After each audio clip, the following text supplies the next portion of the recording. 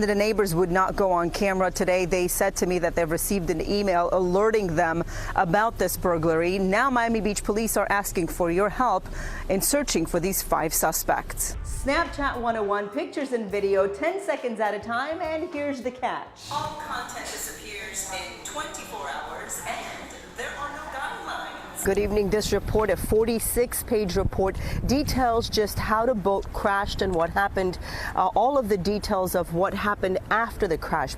We can not only feel the rain, but also I can feel the salt from the ocean. Neighbors fighting the city, and it's about this building towering over their neighborhood. They say this fight isn't about their view, it's about their property values. This is by far the scariest thing I have ever done. We are hearing that the major, who may have been headed to a fundraiser early this morning, may have lost one leg in this accident. Nobody else gets that kind of treatment. What was that all about? I mean, you helped him put a hat on, you helped him put his towel on his face, you helped him pull in a different place. If I was arrested, you wouldn't do that, would you? Essentially, what this is shots fired on the highway. We know at least 3 cars were hit, and I want to show you what's happening right now over my shoulder here. This is facing southbound 826. Turns out a legal showdown between Spirit Airlines and the Pilots Association is playing out not just in the courtroom, but at the Fort Lauderdale Hollywood International Airport, stranding hundreds of passengers. This is a large shopping center, bakery on one side, Starbucks clear on the other side, trying to monopolize coffee sales. And she's dressed in red, just like the car behind you. Very matchy, I like it. Yes.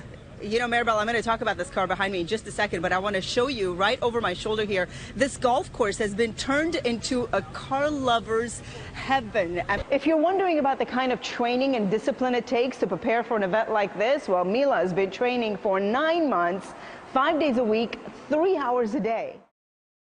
Good evening. This report, a 46-page report, details just how the boat crashed and what happened, all of the details of what happened after the crash, but it does not answer the questions as to why Jose Fernandez may have been upset that night. There are, however, references in this report to text messages from his girlfriend and his other friend saying that he may have not been in a good state of mind and that he may have needed to be kept cool. But again, in this report, nowhere in here says why.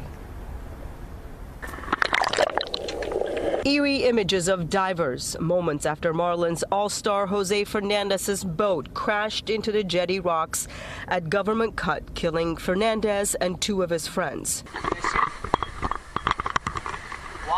The Fish and Wildlife Commission issued its report saying DNA evidence put Fernandez at the wheel, concluding Fernandez operated the boat with his normal faculties impaired in a reckless manner in the dark of night in an area with a known navigational hazard. Fernandez's family attorney says he is skeptical of the findings. I'm very critical of both the fact-finding and the conclusions reached. I think there were stacked conclusions. The report said Fernandez's blood alcohol level was almost double the legal limit and he had cocaine in his system. Receipts and witness accounts say Fernandez and his friends Emilio Macias and Eduardo Rivero had bought 2 bottles of Don Julio in addition to a number of other alcoholic drinks at American Social before heading out to sea just before 3 a.m.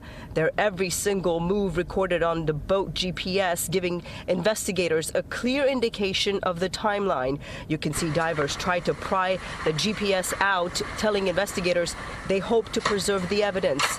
In the report, his attorney told investigators he knew that the pitcher could throw him down and would not be surprised if he was a .2 or something, and described Fernandez as controlling and a hothead, but very persuasive and exuberant. The attorney claims his words were taken out of context. There was a select, as usual, distribution of the lengthy exchange. What happened is that they said they were talking about the narcotics, and I said it was absolutely impossible that he had voluntarily ingested cocaine, that he had no known history, that he had no known necessity for it, that he was very guarded against it. And so one of the questions said, well, but did he drink? And I said, yeah, he can throw them down. The families of Macias and Rivero are suing Fernandez's estate. Their attorney telling the Sun Sentinel the families of Emilio and Eduardo are not vindictive and are simply hoping that an amicable settlement can be reached. And back here live, the team issued a statement saying, quote, nothing will ever diminish Jose's everlasting connection with Miami, nor can it diminish the love and passion he felt for his family, friends, and all of his fans. We contacted everyone who was named in that report, and the only person we publicly heard from was the Fernandez family attorney, and no doubt this team and his fans still feel the loss. I'm Silva Harapetian on CBS 4 Tonight. Discovered that this as a beauty routine. It's touted as the miracle cream. You've seen the ads online. Well, share the secret. Christy Brinkley, Dr. Oz, Ellen, and a long list of celebrity names and faces used to market a cream that promises to erase wrinkles, make you look younger, even change your life. It's frustrating that my face is being used to scam people. It makes me feel terrible.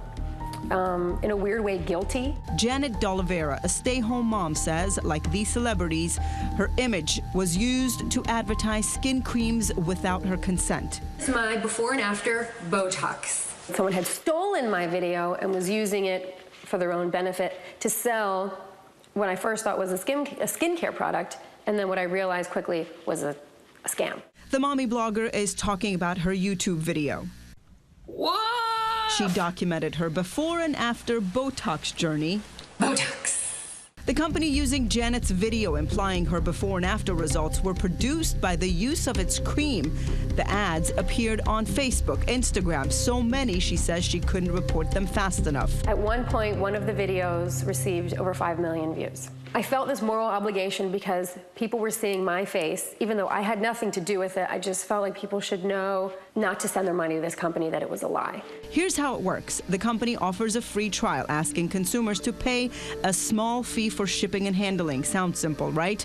Janet then discovered this was a much more sophisticated operation. Fake People magazine page. The company uses the same headline. Oh, here's another one. Here's Radiant. And content. Oh, here's another one. Skin Complex. Here's another one. Regenesis. Even the reviews are the same. I believe are fake. Janet now is on a mission, commenting on every single ad, warning that she is not endorsing the product. She's even heard back from dozens of people who feel that they've been duped. Credit card, slammed with $100, slammed with $200, slammed with $300. And the company's questionable tactics don't end there. Many people signing up, not realizing that a $4.95 trial automatically commits them to a monthly subscription, in this case of $98.79. There are dozens, some of them hundreds, of women who have stepped forward and written, I paid for the shipping and handling. Next thing I know, my credit card is getting slammed with these high charges. Janet consulted with attorneys, but no one was able to find the company. They believe it's operating overseas. For now, though, she warns as many people as she can. If you see anything online that looks too good to be true, research it, because it didn't take very long for me to find out what the real story was behind this. We've called multiple numbers tied to the company. We've been unable to reach anyone. Our research has also found that customers have the option to opt out of the trial and the subscription program. However, it is a complicated and difficult process. I'm Silva Harapetian, CBS 4 News Tonight. Good evening. This truck right behind me is the actual truck involved in that incident. And just a few minutes ago, we got an update from the Miami-Dade Police Department, I should say. They not only identified the driver of the truck, but they also identified the victims. As of just a few minutes ago, we thought the victims were between 18 and 23, but we now know the youngest victim is 16 years old.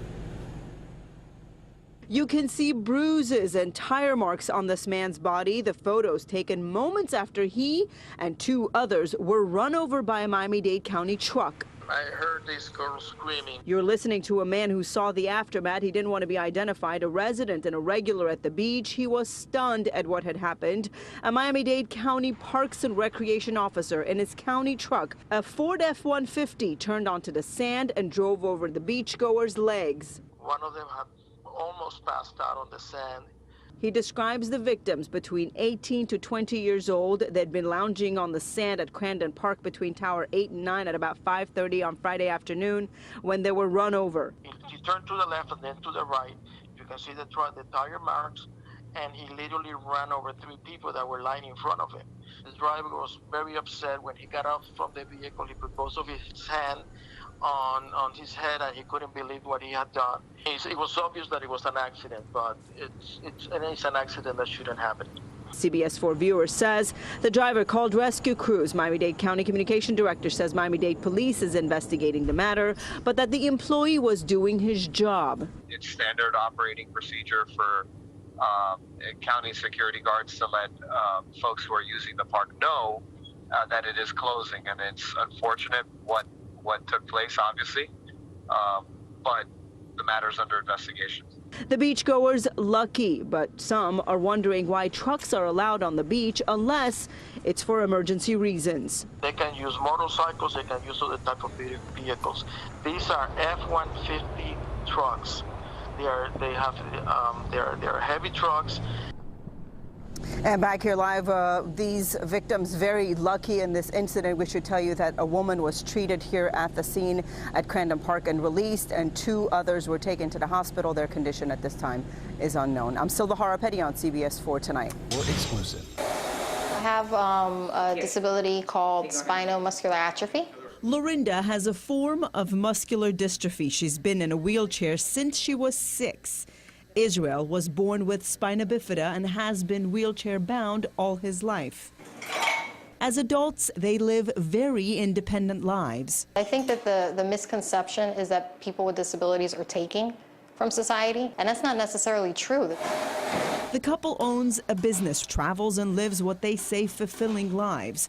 But it was during a simple act of ordering food that they were reminded that sometimes all people see is their wheelchairs. He slides over the receipt, and I look at it, and I'm like, are you serious? They put chair? Like, I couldn't believe it. I was very shocked. Lorinda took a picture of the receipt and posted it on Facebook. The outrage followed. This is the type of stuff we deal with all the time, but at the same time, it's upsetting. It's a good opportunity to educate people that someone in a chair is not just a chair.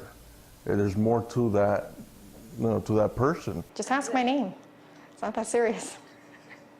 You know, you have to put chair. I'm Silva with CBS News. Are you the owner? Yes, I am. We went looking for an explanation. Do you remember what you wrote on their receipt? No, chair. Yeah. You named everybody else by name, but you called them chair. No, I don't. I either put chief, or I put their black polo shirt, or I put bench, or I put table on the side, or I put whatever car they're sitting in. So you do that for everybody? I don't put their name. If they took to offense, I really apologize, but it wasn't meant in that manner. And if that's the case, then I'll make sure it doesn't occur again. Lorinda and Israel say they understand, but still want to bring attention to it. She just thought, okay, let me put chair, and didn't think anything of it. You know, but if it was flipped and somebody put something down about her that she doesn't define herself as, she would be offended. The owner tells me she'd like to invite Lorinda and Israel back here so that she can make a personal apology. I'm Silva Harapetian on CBS 4 News. It's a war of sorts. Not sure what war is going on. It's the kind of war that pits neighbor against neighbor. It's one that could have cultural implications. Miami is known for their Cuban coffee. It's the war of the Joe. I'm a Cuban coffee drinker, not a Starbucks drinker. The battleground, this shopping center on the corner of Southwest 67th Avenue and Dixie Highway. Starbucks, a 19-year tenant, asked newcomer Pinecrest Bakery to stop selling Cuban coffee. We're losing customers. Efren Valdez, owner of Pinecrest Bakery, says it started in 2013 when he signed his first lease with a clause saying that he could sell Cuban coffee as long as it added up to 10% of his gross sales. A year and $300,000 later, when the store opened, Valdez says the landlord added more specific restrictions. You can't sell cafecito, cortadito. We also signed that addendum. He took the matter to court but lost, couldn't sell Cuban coffee. In 2015, the shopping center sold. With a new landlord, Valdez began selling Cuban coffee again, but Starbucks got a whiff of it and sent a notice. You're in breach of your contract. You can't do that. Once again, he moved the espresso machine out. I think it's silly. I mean, this is the United States of America. It's a free market. This is a large shopping center, bakery on one side, Starbucks clear on the other side, trying to monopolize coffee sales. Ironically, right next door, Dunkin' Donuts. Why are they not in the middle of this conflict? Well, as it turns out, they are on a different property. Legally, we can't do anything. Hands are tied. So we went social media. I think if they're not allowed to serve Cuban coffee, then Starbucks shouldn't be allowed to serve foods. What Starbucks is doing, they're messing with tradition. Starbucks issued a statement saying, in part, quote, "We're actively working in partnership with the landlord and our neighboring businesses to understand concerns and quickly resolve any misunderstandings with the goal of all parties resuming their beverage business as usual." I'm Silva Harapetian on CBS 4 News. We're driving over to the battlefield. If she weren't 9, you'd think she was training for a military mission. Mila Bizotto isn't getting ready to go to war. She's been training to compete in Battle Frog 24. There you go. There you go. This past Saturday, she completed the 24-hour obstacle race designed by U.S. Navy SEALs. She's the youngest to ever compete in this race. Come on, champ. If you're wondering about the kind of training and discipline it takes to prepare for an event like this, well, Mila has been training for 9 months, 5 days a week, 3 hours a day. When I don't get it, I'm just nervous. I'm ready to do it, but I'm not ready to fail. Her mission, leading a movement she calls inspiration for the iPad generation. I just don't want people to quit because they don't believe in themselves. Mila, who's been bullied in school, decided to empower herself by training with her dad and coach. I think the bullying thing has died down just because her outlook is so much different now that she knows how to defend herself. I used to be super heavy set, and I changed my whole life to be an example for her. So if she's an example for other kids, that's mission accomplished. This isn't Mila's first adult race. She ran the Spartan race with her dad and grandma last year, crossing the finish line, holding hands, a moment frozen in time, emotional even for this tough 9-year-old. That was a special moment, holding her hand, jumping over the fire. If I had heroes, my heroes are my daughter and my mom. Dad here is now putting me to work. Obviously, he did a great job training Mila, who completed the race, ran 36 miles, 6 laps? 6 laps. Hundreds of obstacles. Great job, by the way. Thank you. I know I'm inspired. I'm Silva Harapetian on CBS 4 News Tonight.